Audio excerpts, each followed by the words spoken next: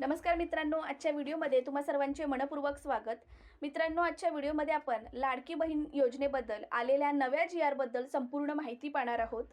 महाराष्ट्र शासनाने अधिकृत GR जारी केलेला आहे आणि या GR मध्ये ई-KYC आधार ऑथेंटिकेशन तसेच डॉक्युमेंट्स जमा करण्याची प्रक्रिया आणि वन टाइम एडिट ऑप्शन याबद्दल महत्त्वाचे निर्णय घेतलेले आहेत।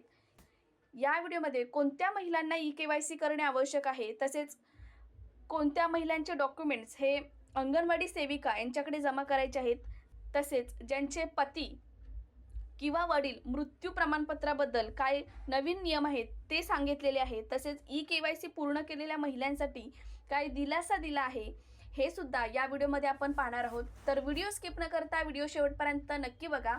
आणि जर तुम्ही मराठी अवनी यूट्यूब चॅनलवरती नवीन असाल तर चॅनलला सबस्क्राइब करायला विसरू नका। चला तर मग व्हिडिओला सुरुवात करूया। तर मित्रांनो, तुम्ही हा GR बघू शकता।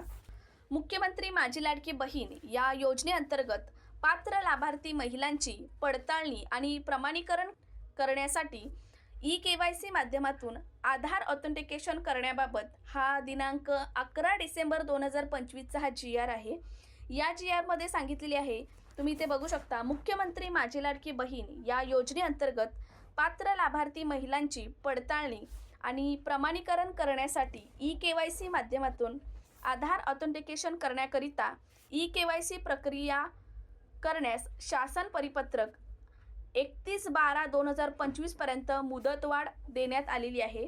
आता 31/12/2025 पर्यंत ई-KYC तुम्ही करू शकता, त्यासाठी मुदतवाढ दिलेली आहे।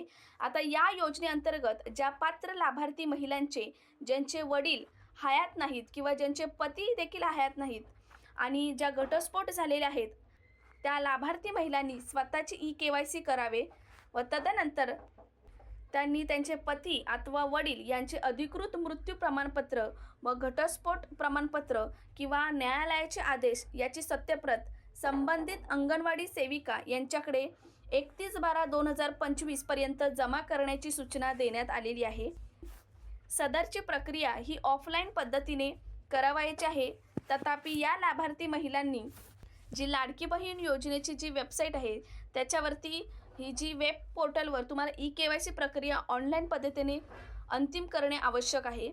ज्या महिलांचे पती नाही आहेत, ज्यांचे वडील नाही आहेत आणि ज्या घटस्फोटित महिला आहेत, अशा महिलांनी स्वतः ई-KYC करायचे आहे आणि त्यांचे ज्या पतीचे किंवा ज्या वडिलांचे जे मृत्यू प्रमाणपत्र आहेत किंवा ज्या घटस्फोटित महिला आहेत त्यांचे जे घटस्फोट प्रमाणपत्र आहेत किंवा न्यायालयाचे जे सत्यप्रत आहेत, अंगणवाडी सेविका यांच्याकडे ती सत्यप्रत द्यायची आहे, ती झेरॉक्स द्यायची आहे आणि जी तुमची KYC आहे ती तुम्हाला ऑनलाईन करायची आहे। तसेच ज्या योजनेतील ज्या पात्र लाभार्थी महिलांना ई-KYC पूर्ण केलेली आहे व त्यांच्याकडून पर्याय निवडताना काही चुका झाल्या असतील तर अशा लाभार्थ्यांना पुन्हा योजनेच्या वेब पोर्टलवर ई-KYC प्रक्रिया पूर्ण करण्याची संधी वन टाइम एडिट ऑप्शन उपलब्ध करून देणे आवश्यक आहे। काही महिलांनी आधी ई-KYC केली आहे आणि त्यांच्याकडून काही जर चुका झाल्या असतील तर त्यांच्यासाठी सुद्धा आता एडिटचा ऑप्शन आलेला आहे। तर अशा महिलांनी सुद्धा ई-KYC पुन्हा केली तरी चालणार आहे आणि ही KYC तुम्हाला 31 डिसेंबर 2025 पर्यंत पूर्ण करायची आहे असं या GR मध्ये सांगितलं आहे। तर मित्रांनो, जर व्हिडिओ आवडला असेल तर व्हिडिओला नक्की लाईक करा, शेअर करा आणि मराठी अवनी चॅनलला सबस्क्राइब करायला विसरू नका। धन्यवाद।